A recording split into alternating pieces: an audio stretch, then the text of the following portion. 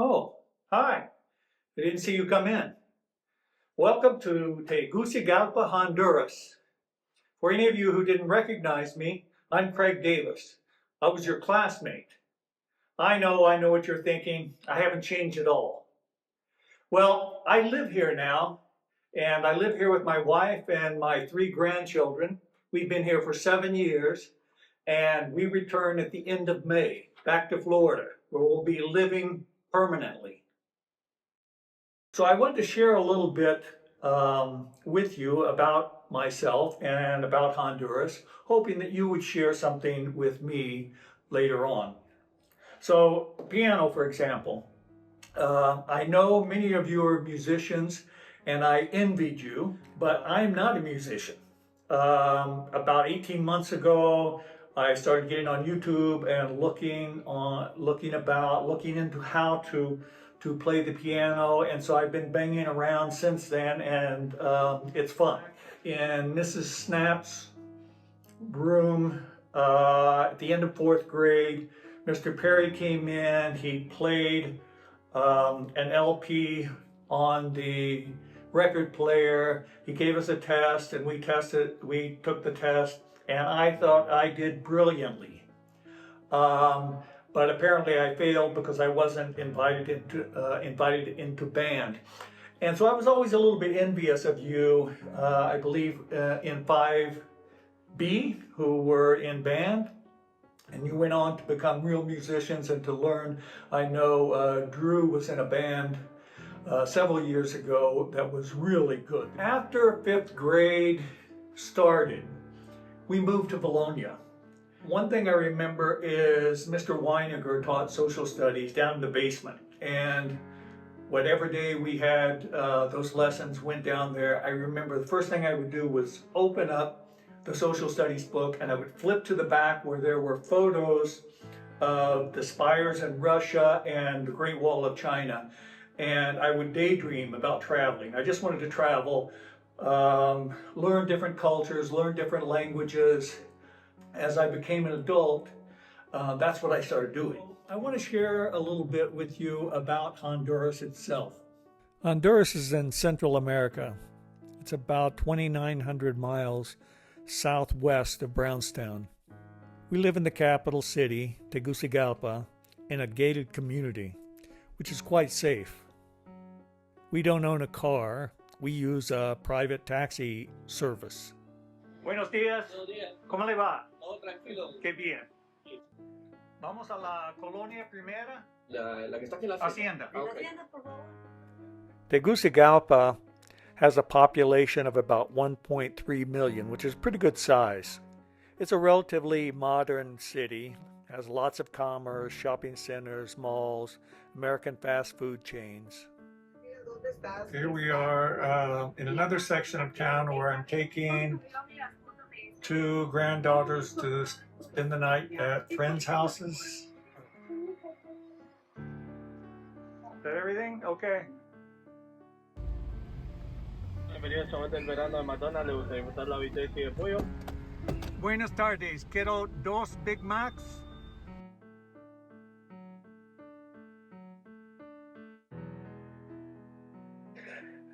This mall is the one we visit the most. It's called Multi Plaza.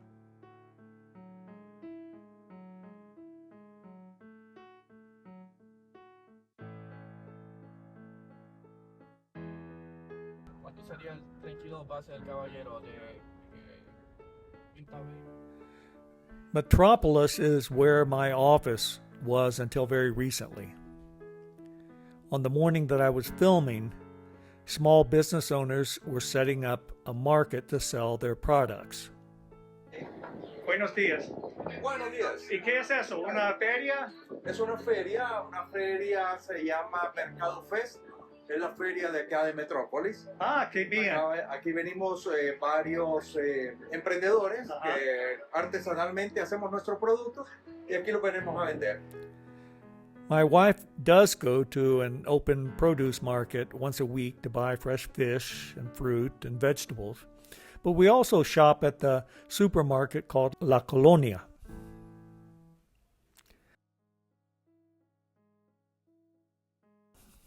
Outside the city, there's lots to explore. Many people like to go to the beach.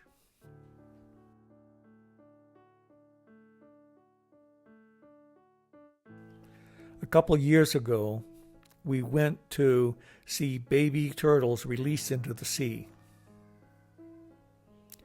No, that's not turtles. Although Barry Hall and I once ate a turtle that we caught on his trout line. If you get outside the city, you can see lots of wildlife, ancient Mayan ruins.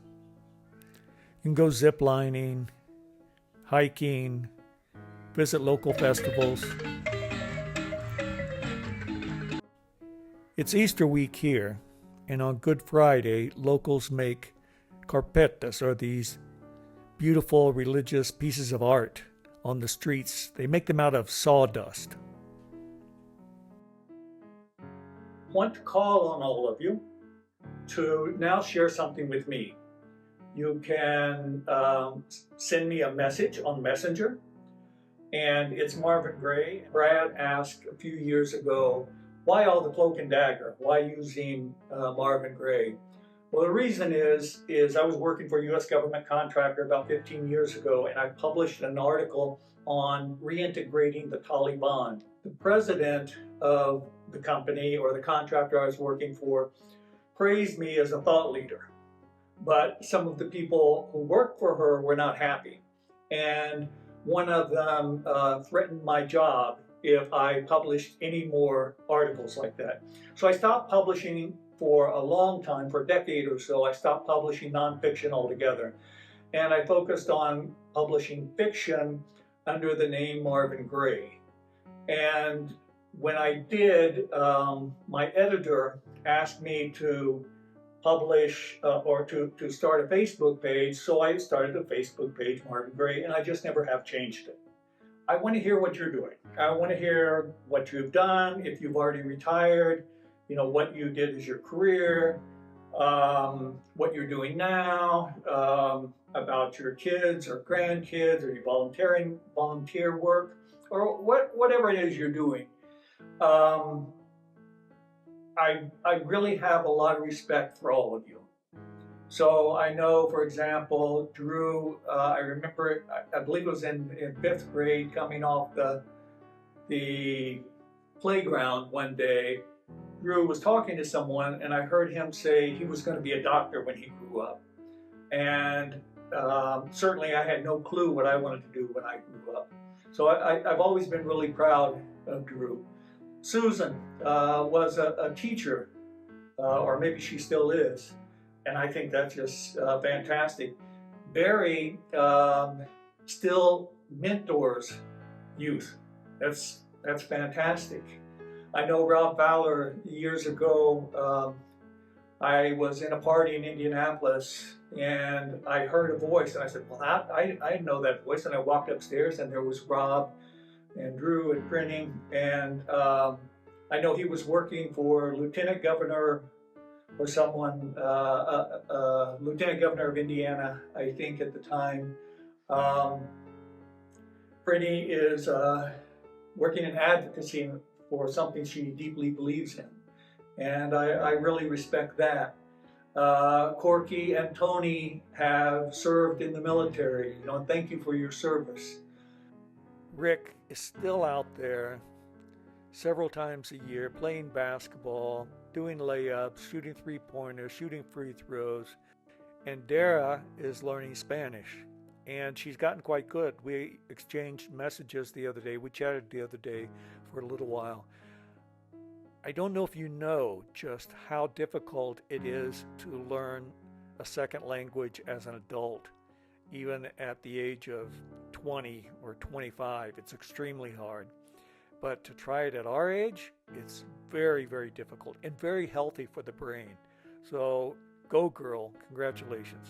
So I've gotten very interested in Jackson County history in the last few years, and I've written some articles on it. I'm working on a couple of books. And so I'm just fascinated by Jackson County and by all of you. And with that, please have a good night.